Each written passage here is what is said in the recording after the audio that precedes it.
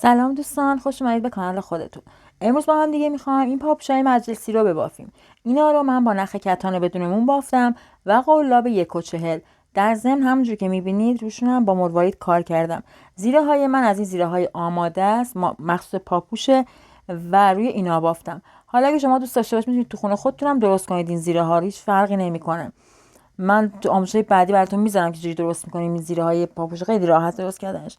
ببینید اومدم 185 تا دونه مروارید روی نخم قبل از اینکه شروع کنم به باف رد کردم توی نخم باشه آماده که دیگه بعدم به مشکل نخورم.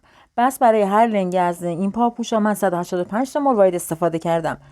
من میام به خاطر اینکه حفره های روی پاپوش من 7 میله 8 میله من میام رو هر کدوم از این حفره ها 2 تا پای کوتاه میبافم دور تا دوره زیره پاپوشمو. ببین اینجا میام زیره پاپوشمو طوری میگیرم که سمتی که چرم مصنوعی بهش وصل شده و بیرون زیرم هست به من نگاه کنه. از اینجا از سمت چپ شروع میکنم به بافت پایه های کوتاهم. من میام روی اولین حفرم 1 پایه کوتاه میبافم و روی حفره بعدی 2 تا پایه کوتاه و تا انتهای بافتم من روی همه حفره ها 2 تا پایه کوتاه میبافم بدون کم و زیاد.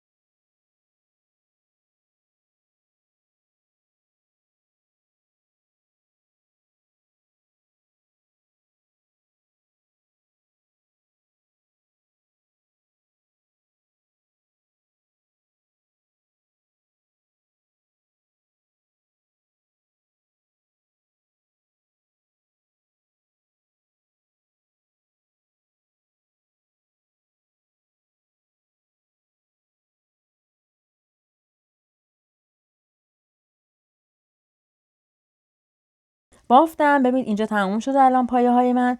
میام اینجا روی اون اولین پایه‌ای که اولین حفره‌ای که یه دونه پایه بافتم یکی دیگه میبافم که بشه جفتونم و بعد کارمو با پایه شلال میبندم به سر رج. یه زنجیره میزنم و بافتم و برمیگردونم. حالا الان این رج میخوام همه رو پایه شلال ببافم. منتها نه با این قلاب، یه قلاب سایز بزرگتر ور میدارم، شماره 2 ور میدارم که زیره پاپوشم جمع نشه. چون من خیلی صفر میبافم دستمو میکشم. اگه شما شلال میبافید که با همون قلاب بزنید پایه های شلالتون، اما من چون دستمو خیلی صفر میگیرم و نخ صفر میکشم به خاطر همین باید از قلاب درشتر استفاده کنم. من با قلاب سایز 2 میام رو هر کدوم از این پایه هایی که بافتم یه دونه پایه شلال میبافم دور تا دوره زیرمو.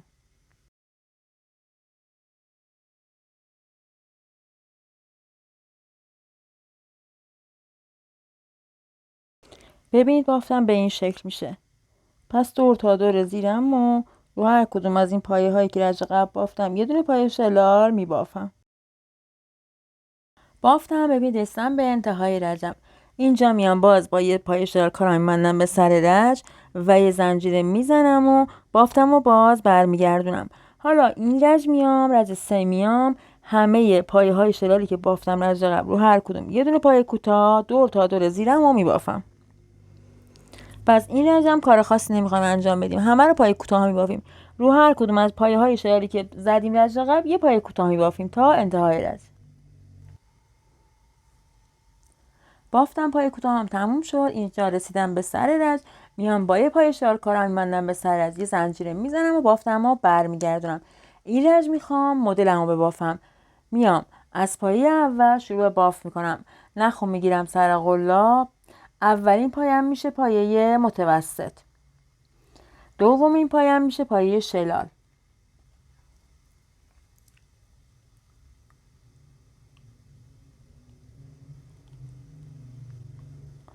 خب نشد بذارید یک بار دیگه برم.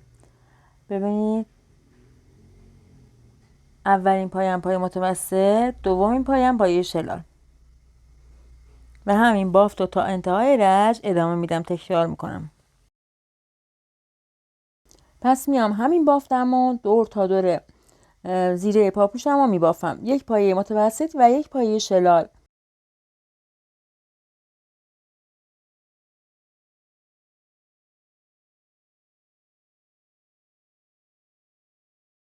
بافتم، رجم تموم شد. حالا اینجا با یه پایه شلال کارا میبندم به سر رج، یه زنجیره میزنم و بافتم رو برمیگردونم. پس ما همین رجمونو بافتامونو یعنی تو این دو رج رو تکرار میکنیم. یه رج ساده، یه رج بافت مدلمون، یه رج ساده، یه رج بافت مدلمون. من برای این کفشم، برای این زیره پاپوشم من 9 رج بافتم، 5 رج ساده بافی کردم، 4 رجم مدلمو بافتم. برای سایز 39 دارم میبافم و برمیگردم. بافتم من 9 رج تمام بافتم، دور تا دوره پاپوشمو، زیره پاپوشمو. ببینید من 4 تا از این مدل افتاده روی پاپوشم و 5 رجم ساده بافی کردم. این دیگه بستگی داره که شما به پای کی دارید میبافید، چه سایزی میبافید و ارتفاع انگشت 60 تا زمین چقدره. اینا رو بعد همه رو ملاک قرار بدید و بافتتون رو اندازه بزنید. الان میخوام قسمت پاشنه پاپوشم و یه خورده بیشتر از جاهای دیگه بافم که تو پام بهتر واسه. اینجا میام نخم و از سمت تو وصل میکنم و باید بافت مدلمو ببافم. چون ما آخرین رجی که بافتیم دور تا دور زیره پاپوشمون با بافت ساده بافی بود، پای کوتاه ساده بافتیم. حالا این رج الان باید من با بافتم و با مدل شروع کنم. اولین پایه متوسط میبافم، بعدی رو پایه شلال و همینطور کارم ادامه میدم تا برسم به اون سمت و روبروی اینجایی که شروع کردم. بافتم دقیقاً رسیدم به اون جایی که بافتم رو شروع کردم، یعنی نقطه روبروی بافتم. حالا الان اینجا ببینید، فکر کنم یکی دوتا زیاد بافتم. بذار این دوتا رو بشکافم اندازه بافتم میزان باشه.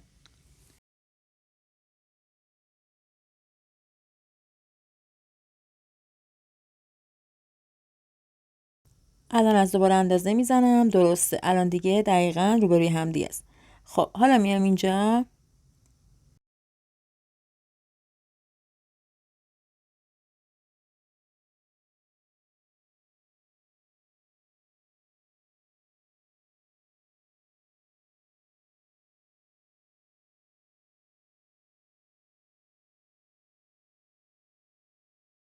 بافتم رو برمیگردونم و حالا میام از همون پایه اول میرم تو پایه کوتاه میبافم.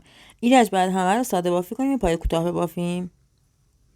ببین از همون پایه اول میرم تو و یک پایه کوتاه میبافم روی هر کدوم از این پایه هایی که بافتم تا برسم به اون سمت بافتم.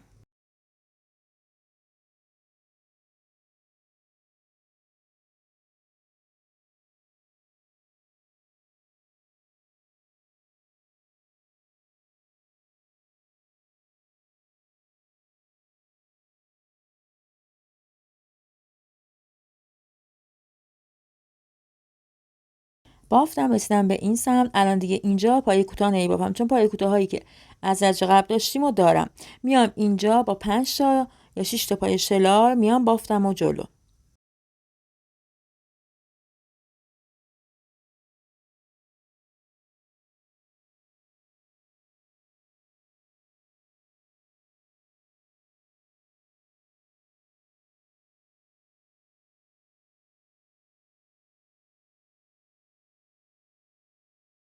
پای شلالامو یه خورده شل میزنم که زیاد سفت نباشه، که میخوام روش بافت انجام بدم بتونم قلبم از توش رد کنم.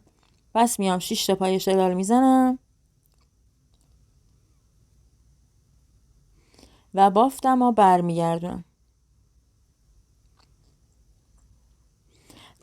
تا 5 سری من این کارمو تکرار میکنم. یعنی 5 تا از این ور میام جلو، 6 تا از این ور میام جلو، 6 تا از اون ور، تا بافتم بره خورده جلوتر و پاشنه کفشم یه خورده بلندتر از جاهای دیگه باشه. ببینید الان میام پای اول رها، پای شلالایی که زدم، از پای دوم شلالم شروع میکنم به بافت مدلم. نخو میگیرم سر قلاب، اولین پایم میشه پای متوسط، بعدی میشه پای شلال و این بافتم رو تا به اون سمت ادامه میدم.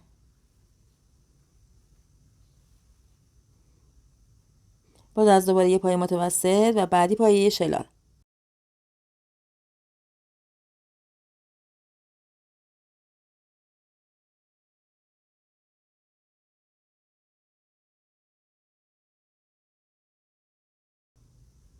و این بافتم رو تا به اون سمت ادامه میدم. میبافم تا اون ور رو برمیگردم.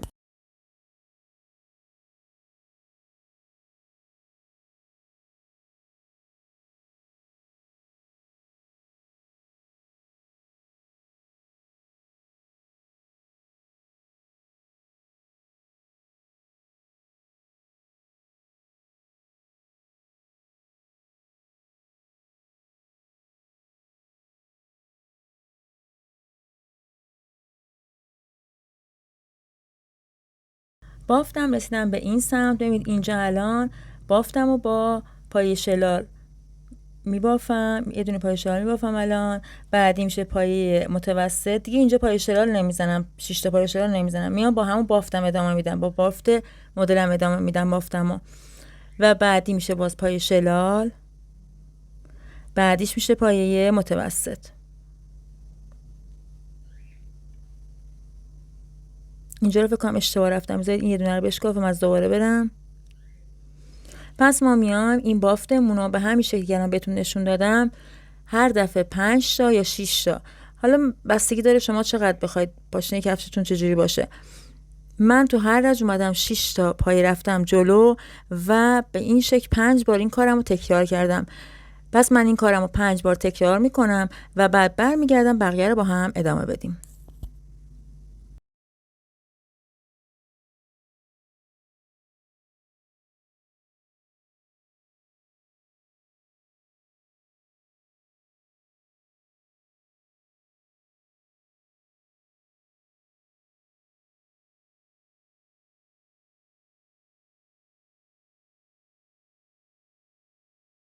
ببینید بافتم، پاشنه کفشم تموم شد. تو رج ساده بافیم بافتم تموم شد و اینجا نخم رو بریدم. حالا الان میخوام بیام جلوی کفشم و جلوی زیره پاپوشم رو معین کنم، نقطه وسطش رو، و شروع به بافت جلوی پاپوش کنم. اگه ما بخوایم نقطه وسط درست انتخاب نکنیم، نوک کفشمون حالت کج به خودش میگیره و بعد وامیسته. پس ما باید دقت کنیم این کار رو درست انجام بدیم. ببینید میام به این شکل زیره رو تا میکنم، بافتم رو تا میکنم از وسط و نوک مرکز زیره رو پیدا میکنم. وقتی نوک مرکز رو پیدا کردم 4 تا میشمارم به سمت راست. در 4مین پایه شروع میکنم. من با 9 تا پایه میام جلوی زیره رو شروع میکنم، جلوی پاپوشو.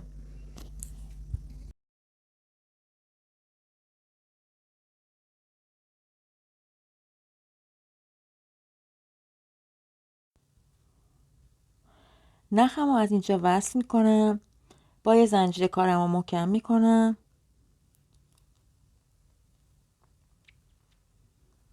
نشد، یه بار دیگه.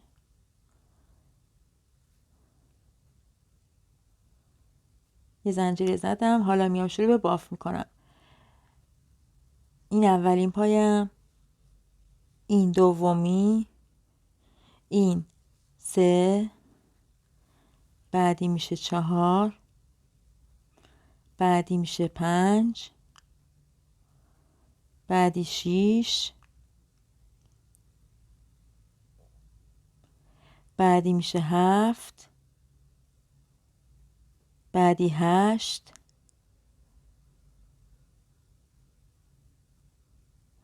ببینم فکر میکنم یه خورده این ورتر بافتم.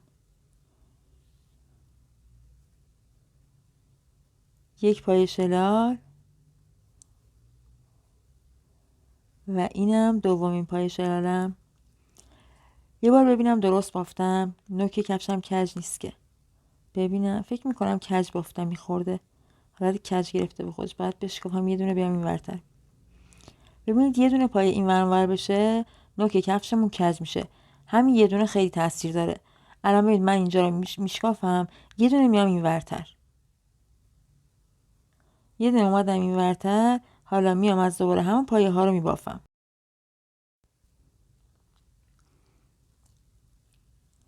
این دومین پایم،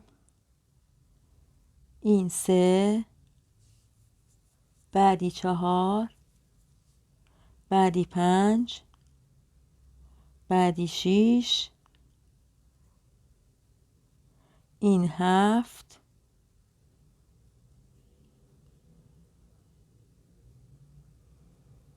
این 8،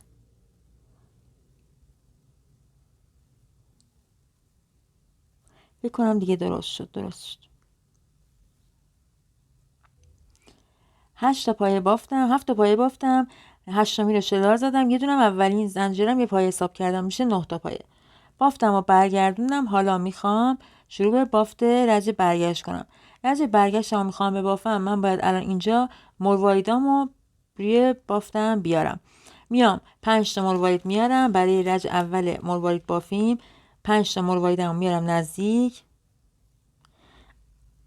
اولین پایه که شلال بود رها و از پای دوم میرم تو.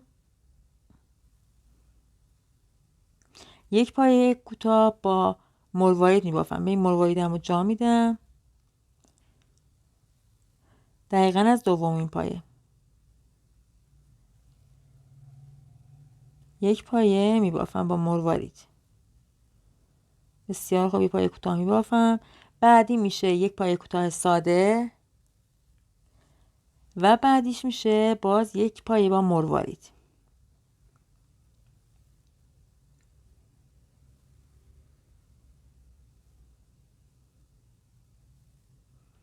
بعدی میشه یک پایه کوتاه ساده باز.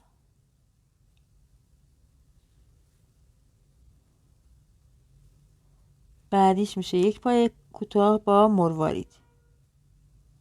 ما اول رجمون رو با مروارید شروع کردیم، آخر رجم باید با مروارید تموم شه.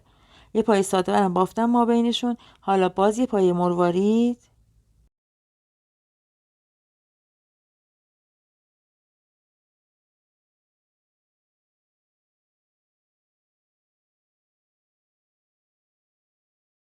این پایه مرواریدم رو بافتم. یه پایه ساده ما بینشون.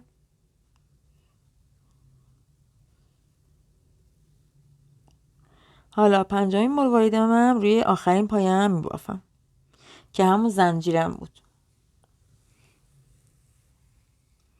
و بعد میام بعد اون یه دونه پایه رو بافتم، میام بافتم و وصل میکنم به دیواره از این سمت. ببینید آخرین پایه من با مروارید بافتم.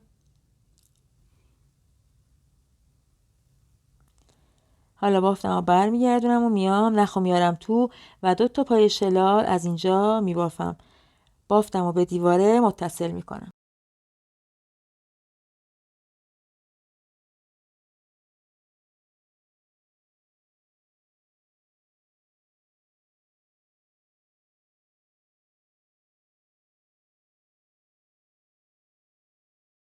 از بیرون میرم تو پایه نخ میگیرم میکشم رو به بیرون و از توی نخی که روی پایمه رد میکنم.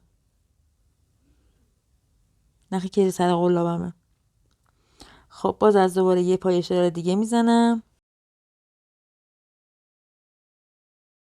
حالا این رج میام همه رو ساده میبافم بدون مروارید. پایه اول رها، از پایه دوم میام هر چند تا پایه دارم میبافم تا برسم به این سمت.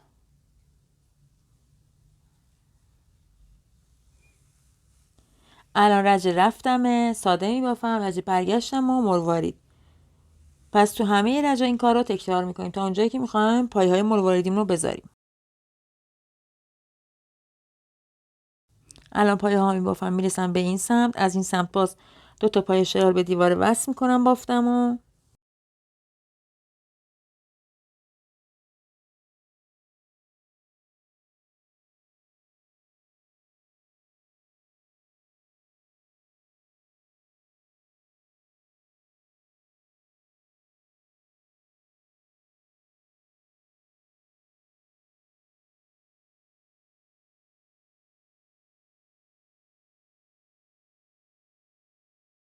الان اینجا باز با 2 تا پایه شلال کارمو میبندم به دیواره و حالا بافتم و برمیگردونم. باز الان باید من این رج پایه های مرواریدیمو ببافم. رج قبلی 5 تا پایه بافتم. تو هر رجی که پایه مروارید میخوام ببافم یه دونه به مرواریدم اضافه میشه. این رج باید 6 تا پایه مرواریدی ببافم. پایه اول رها، از پایه دوم شروع به بافت پایه های مروارید میکنم. الان یک پایه مروارید میبافم، یک پایه ساده تا انتهای رج.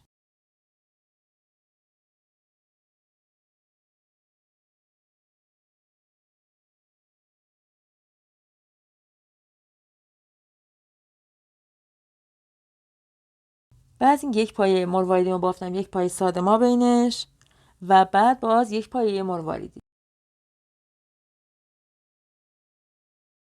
باز یک پایه مروارید و یک پایه ساده.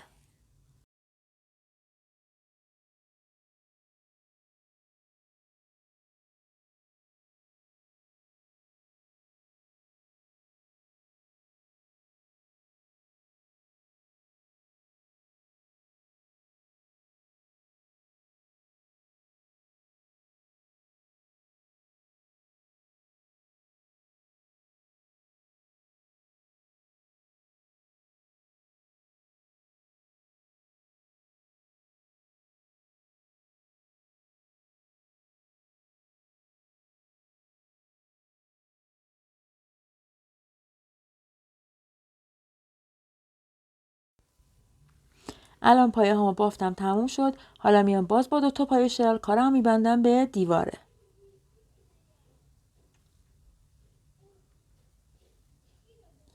و باز رج بعدی میشه ساده بافی، یعنی تمام پایه هامو یه پایه رها میکنم، 2 تا پایه شل بافتم، از پایه دوم میرم تو پایه و همه پایه ها رو ساده میبافم تا برسم به اون سمت باز پایه های مروایدیمو ببافم.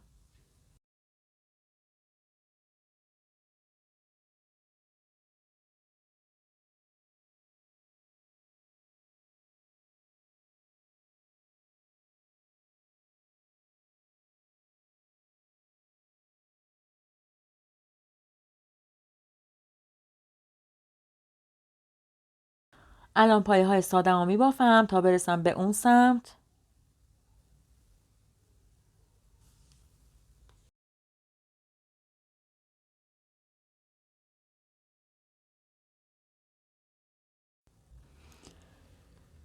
بافتم رسیدم به این سمت. الان باید باز پایه های مرواریدیمو بافم. میام با 2 تا پایه شل کارم میبندم به دیواره و کارمو برمیگردونم. حالا برگردوندم. ببینید الان من باید 7 تا پایه مرواریدی ببافم. اولین پایه رها و از دومین پایه شروع پایه ها میشه پایه های مرواریدی. 7 تا پایه باید مروارید دار ببافم.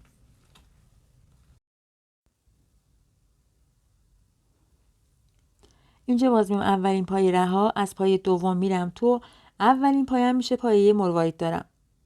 اولین پایه هم با مروارید میبافم، بعدی رو پایه ساده میبافم.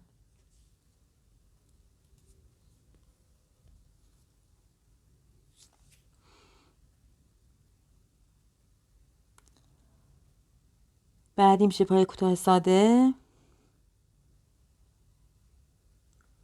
و بعدیش باز میشه پایه کوتاه با مروارید. پس این رجمم این بافتم و به این شکل تا انتها ادامه میدم. 7 تا پایه مرواریدم و میبافم روی کفشم، روی پاپوشم.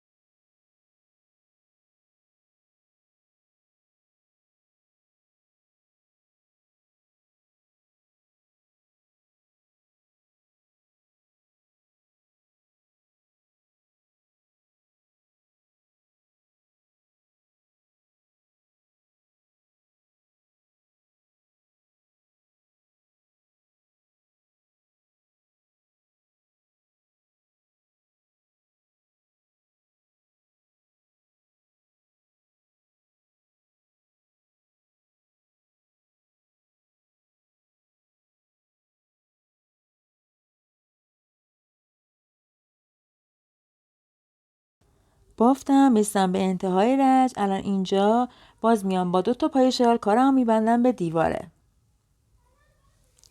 بعد از اینکه پایه شلامو زدم بافت و برمیگردونم. اولین پایه رها، از دومین پایه میرم تو، این رج باز میام همه پایه هامو ساده میبافم بدون مروارید.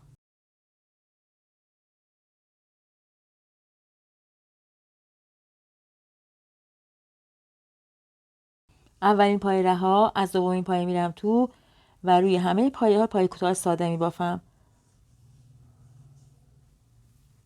تو هر رجی که مروارید میبافیم یه دونه به مرواریدامون اضافه میشه. پس من باید مرواریدم رو تا اونجا ادامه بدم که برسه به 15 تا دونه مروارید.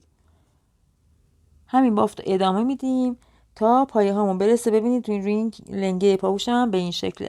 پایه هام رسیده به 15 تا و من اینجا دیگه پایه هامو با همون 15 تا ادامه دادم و زیاد نکردم. پایه های مرواریدیمو میبافم تا اونجا و بعد برمیگردم بهتون میگم که باید چیکار کنید که پایه‌هاتون افزایش پیدا نکنه. ببینید الان من بافتم اینجا 15 تا پایه مرواریدم و بافتم. الان این رج ساده بافی ما میخوام ببافم. اینجا من 29 تا پایه دارم. با 2 تا پایه شلال بافتم و بستم به دیواره. اینجا دیگه این 2 تا پایه رو که بستم به دیواره با پایه شلال بستم، 2 تا پایه رو رها میکنم و از سومین پایه میرم تو و دیگه اینجا افزایش نمیزنم که بافتم اشتباه نشه. پس میام 29 تا پایه‌مو میبافم تا به این سمت و باز از دوباره من 15 تا باید پایه مرواریدی رج بعد ببافم. دیگه از پایه شلالایی که رو دیواره میبندم اضافه نمی کنم به بافتم که بافتم اشتباه نشه. پس من 5 رج دیگه پایه مرواریدی میبافم، یعنی من 10 رج دیگه باید ببافم. یه رج پایه ساده، یه رج پایه مرواریدی هر کدومو.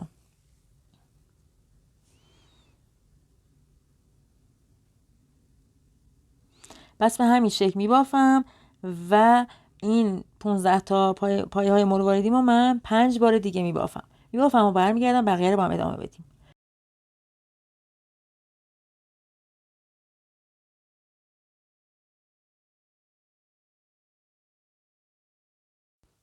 الان اینجا من رجمو بافتم و رسیدم به انتها. 29 تا پایه بافتم. حالا با 2 تا پایه شلال باز کارم میبندم به دیواره. گفتم اینجا هم بهتون نشون بدم که اشتباه نبافید. و بعد میام ببینید 2 تا پایه بافتم و بستم به دیواره با پایه شلال. حالا بافتم و برمیگردونم اینجا. میام ببینید این 2 تا پایه رو رها میکنم. درست ببینید این 2 تا پایه رو باید رها کنم و از روی پایه سوم مرواریدامو ببافم. از دوباره بعد 15 تا مروارید این رج ببافم. همونطور که گفتم من این کارم و 5 رج دیگه باید پایه های 15 تایی مرواریدمو ببافم.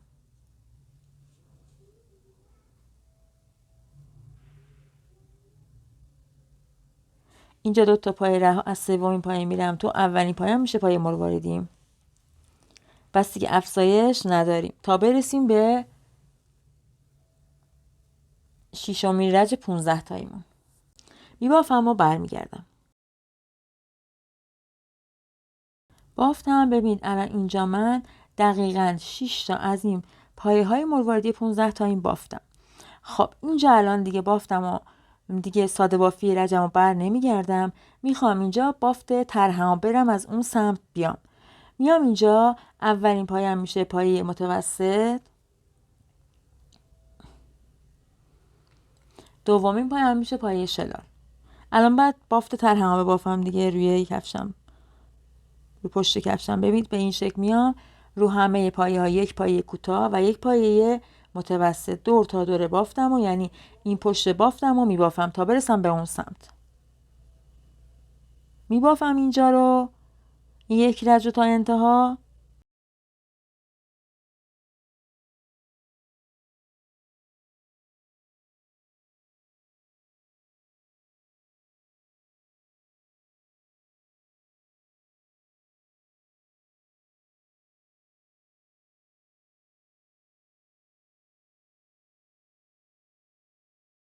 بافتم اینجا رجم به انتها رسید. میام با پای شال کارم میبندم به جلوی کفشم، جلوی پاپوشم.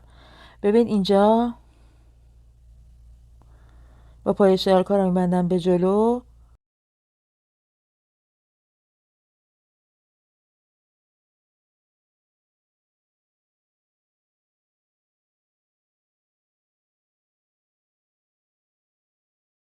یک پای شال دیگه میزنم، یه بشه 2 تا و بعد بافتم و برمیگردونم و میخوام پای کوتاه ببافم. این رج بعد رو همه پایه هام پای کوتاه ببافم. پس میام رو همه پایه هایی که رج قبل بافتم این رج همه رو پای کوتاه میبافم تا برسم به اون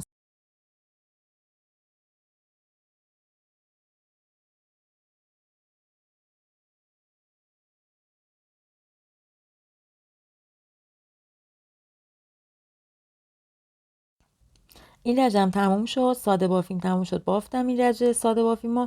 حالا با 2 تا پای شالکارم میبندم به جلوی پاپوش و باز بافتم و برمیگردونم و این رجم میخوام باز مدلم و یه رجه دیگه ببافم روی پاپوشم. میام اولین پایم پایه متوسط و دومین پایم پایه شلال تا به اون سمت باز بافت مدلم رو ادامه میدم. این یک رجم به این شکل میبافیم. رج مدلم تموم شد و بافتم و با 2 تا پای شال بستم به جلوی پاپوشم. حالا الان باز اینجا میام این رجم ساده بافی میکنم، یعنی همه رو پایه های کوتاه ساده میبافم رو همه پایه ها. این رج اگه دیدید که پاپوشتون به پاتون بزرگه و گشاده میدونید اینجا کاهش بزنید. من 3-4 تا کاهش زدم برای اینکه بافتم توی پام درست واسه، پاپوشم تو پام کیپ واسه. شما اگه دیدید که اندازه از پاتون بزنید، ببینید اگه اندازه است که کم نکنید، کاهش نزنید. اما اگه دیدید که یه خورده شل وامیسته و از پاتون در میاد، میتونید تو این رج کاهشاتون رو بزنید. در ضمن ما یه رج آخرم باید پای شلال بافیم که بافتمون جمع بشه، میتونید اونجا انجام بدید، اما اینجا سعی کنید که چند تا کاهش بزنید که بافتتون قشنگتر واسه. پس این رج رو میبافم، یه 3 تا 4 تا هم کاهش میزنم و برمیگردم.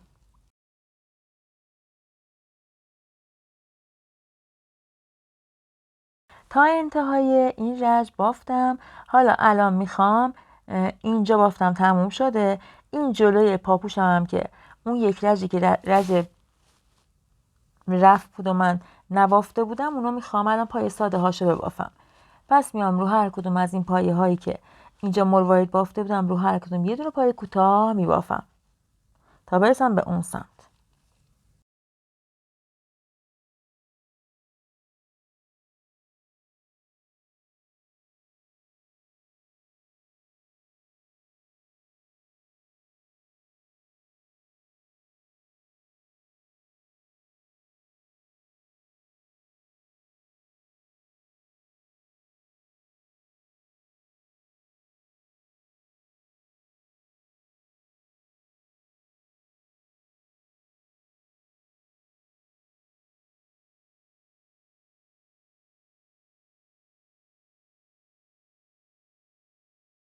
بافتم رسیدم به این سمت. حالا اینجا میام بافتم و با یه دونه پای شلال میبندم به این کنار و بعد ببینید بذارید به شما نشون بدم که چیکار کردم. اینجا رو متوجه چی شده. میام اینجا با یه دونه پای میبندم بافتم و به این کنار و بعد یه زنجیره میزنم. حالا این رج میخوام همه رو پایه کوتاه برعکس بافم، معکوس بافم. ببینید میرم توی همه پایه ها از این سمت همین برعکس باید بافم دیگه، رو به پشت باید برم. رو هر کدوم از این پایه کوتاه ها یک پایه کوتاه معکوس میبافم. دور تا دور زیرمو.